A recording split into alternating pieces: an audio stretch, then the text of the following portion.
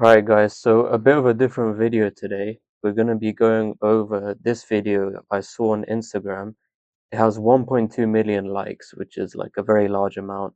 And this guy is talking about like national debt and some other related topics, but I just wanted to react to it and give my insights. I think that'll be very valuable. You can learn a lot. I've learned a lot, looking into this guy's claims. So yeah, let's just play the video. Suddenly US, UK, China, India, all European countries, practically every country of the world is under debt and is unable to repay their interest. Who do they even owe this money to? And how is it impacting the stock market, gold prices, and even wars around the world? I'll explain it in less than 2 minutes. Well, it all started in the 1970s when the US decided we are going to de-link our currency from our gold reserves and we can print as much money as we want. So they started printing a lot more money, which Okay, so this guy is partially correct here. The gold standard was definitely like the removal of the gold standard in 1971 was a massive event, but the US was printing money before that, before they removed the gold standard. It's just that when they were printing money in the 50s and the 60s, a lot of dollars they started, with these new printed dollars, they started buying up assets in Europe, for example. So dollars would flood into Europe, and this meant that the European countries themselves had higher dollar reserves. So eventually, in the 1970s, late 60s, the European countries started to catch on that, whoa, there's a lot of dollars here. Um, let's start. The French, actually, it was the French who really pushed this, and they rocked up to New York in 1971, and they said, okay, uh, give us gold. We have all these dollars. Give us this gold. You guaranteed. Um, I think at the time it was around $40 per ounce of gold. So the French rocked up, and the Federal Reserve said, "Oh yeah, that's completely fine. You'll find your gold, in your account with us." So they were being very sneaky. And the French said, "No, no, no. We want our gold physically. We want our gold." And they rocked up with the battleships in New York and went to the Federal Reserve to collect their gold directly, and they sailed off back to France. So the Americans saw this, and they saw, with the amount of dollars in the system, this isn't sustainable. Like, we don't physically have enough gold to meet our obligations. So that is what caused them to uh, remove the gold standard in 1971. So they were printing money before that. It's just the fact that they were printing money, they weren't able to uphold their obligations. There was just too many dollars in the system. they started spending on infrastructure, growth, bridges, highways. All this money started coming into the hands of people. And what do people do when they get money? They put it in the banks. And what do banks do with that money? Banks start lending it to others who need it, including the government, because banks buy the bonds of the government and lend that money to the government. And what does the government do when it gets money? It again spends on growth and infrastructure, which means more money in the hands of people, more money with the banks, more borrowing by the government from the bank. And this cycle has been continuing for the past. Okay, so this guy is basically saying commercial banks are the main holders of US national debt. So the commercial banks lend money to the US government by buying their bonds, and the US government spends that money in the economy, which gives banks more deposits to lend money to the US government, so on and so on. This is largely untrue. Um, Commercial banks are in the US. They're about they hold about 6 to 7% of the US national debt. So it's not a large amount. The main largest holders is the Federal Reserve, the central bank, which owns currently about 17% of the US national debt. And how this mechanic works is that the central bank just creates new money and buys US bonds using that newly created money. So we saw this in after 2008, we saw this in 2020. Uh, so this is more more short term. And then I think about 40% is held of the national debt is held by hedge funds, pension funds, and they essentially manage the wealth of accredited investors, and they manage the wealth in people's pensions. And a lot of that money they buy US bonds because the government, they have a large tax base, they're going to pay it back, and they are always going to be borrowing money to pay back their previous debts. So it's essentially what this guy talked about, but it's not happening with commercial banks. The main drivers is the central bank in spurts, but more so hedge funds and pension funds, because pension funds and hedge funds, they hold the safe US bonds, get a 5% return a year. It's a win-win. 5 decades, so much that today all the countries of the world collectively have a debt of $300 trillion. However, the global GDP of all the countries is just about $100 trillion, which means there is no way any of these countries can actually repay this loan.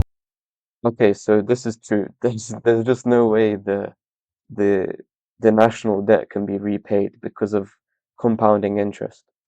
Or even pay the interest on it. Now, in such a situation, what happens? Look at it. When the governments cannot afford to pay the interest, there are three things they can do. Either they can print more money. Okay, so he's presenting as if the government can address the national debt by printing more money, but the government can't print money. The central bank has the right to print the currency, to create new currency, not the government.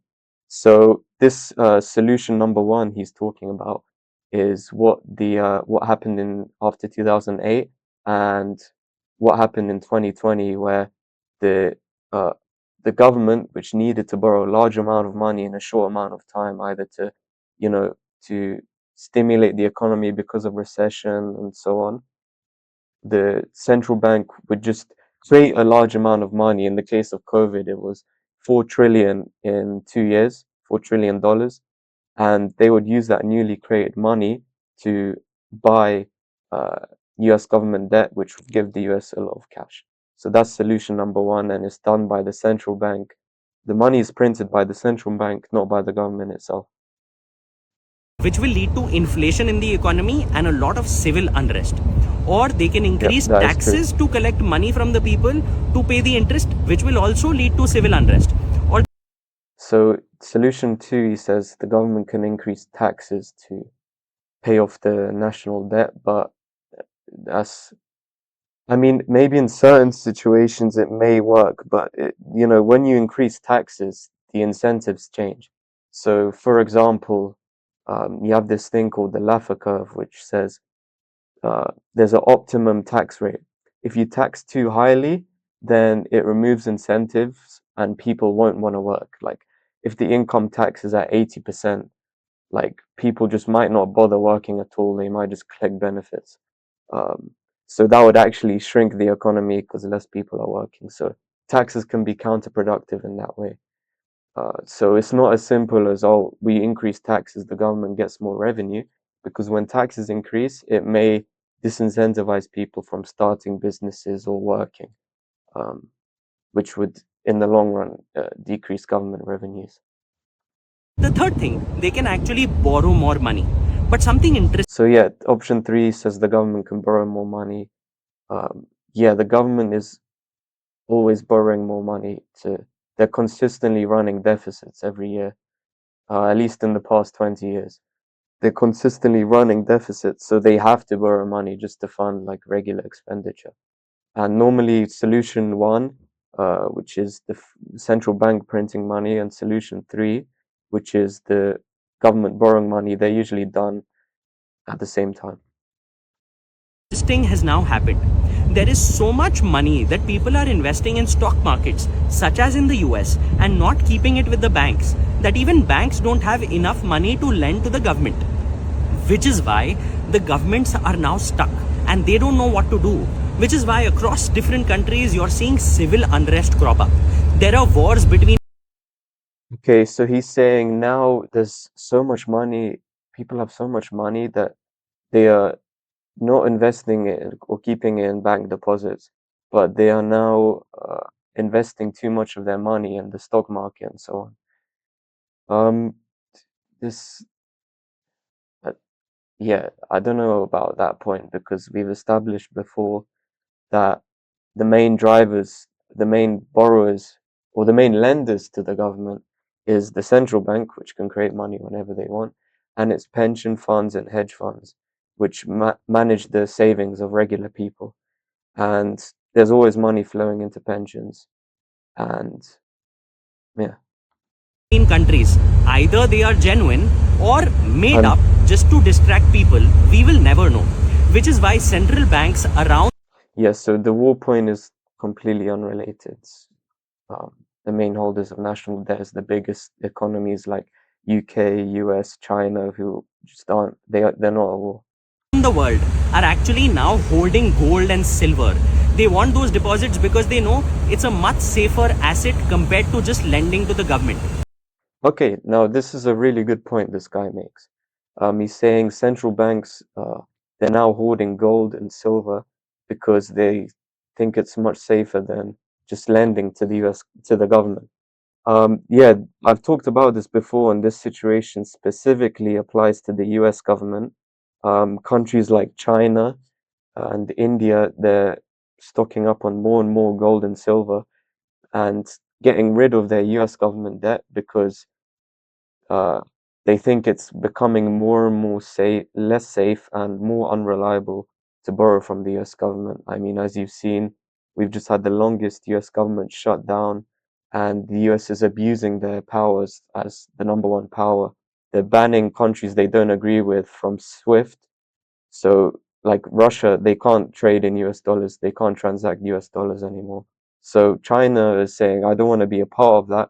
I'd rather buy gold and silver, which isn't directly controlled by the US government, which is a large reason why the gold and silver prices have been spiking recently.